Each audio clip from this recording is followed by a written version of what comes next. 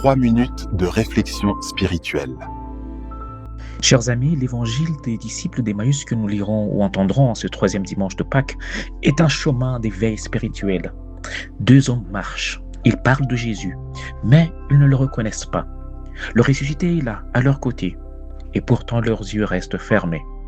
Et pourquoi ? Parce que leurs cœurs sont encore fermés dans la déception, dans la peur, leurs propres attentes, mais surtout leur propre conception et illusion de ce qui est vraiment le Christ Jésus. À la manière de saint Ignace, regardons la scène intérieurement, puisque l'éveil commence dans le cœur. Jésus ne s'impose pas, il marche avec eux, il écoute, puis il éclaire leur intelligence et surtout il réchauffe leur cœur. Ils diront même, notre cœur n'était-il pas brûlant en nous ? L'éveil spirituel commence là, non pas d'abord dans les idées, mais dans ce feu intérieur qui nous remet en mouvement. Et puis vient ce moment décisif de l'ouverture des yeux intérieurs. Le pain est rompu et leurs yeux s'ouvrent. Ils reconnaissent Jésus à la fraction du pain eucharistique.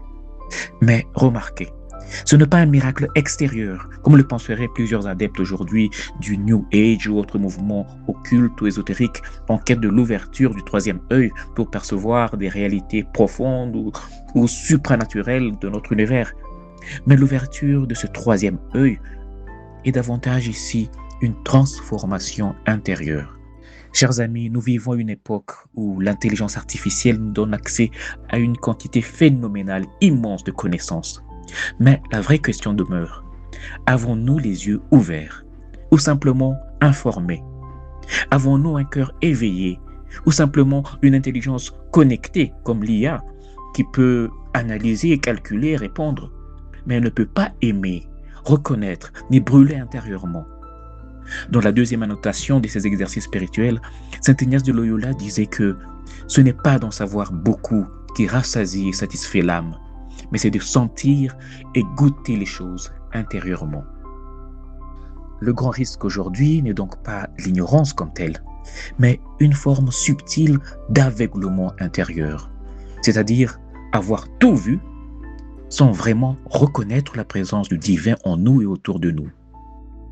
Comme les disciples d'Emmaüs, donc, nous sommes invités à marcher avec le Christ dans notre quotidien, écouter sa parole en profondeur, laisser notre cœur être touché, reconnaître sa présence dans les gestes simples, comme le pain partagé, la relation, la vie. Chers amis, l'éveil spirituel, ce n'est pas voir plus d'informations comme quelqu'un qui mémoriserait tous les versets de la Bible. Non, l'éveil spirituel, c'est voir autrement. C'est passer de la distraction à la présence. C'est de passer de la connaissance à la reconnaissance, de la peur à la confiance. Aujourd'hui, le même Christ qui a dit à ses disciples « Je serai avec lui, avec vous plutôt jusqu'à la fin des temps », marche peut-être déjà avec toi. Et il attend ce moment où enfin tes yeux s'ouvriront et ton cœur brûlera. Paix et lumière en ton âme.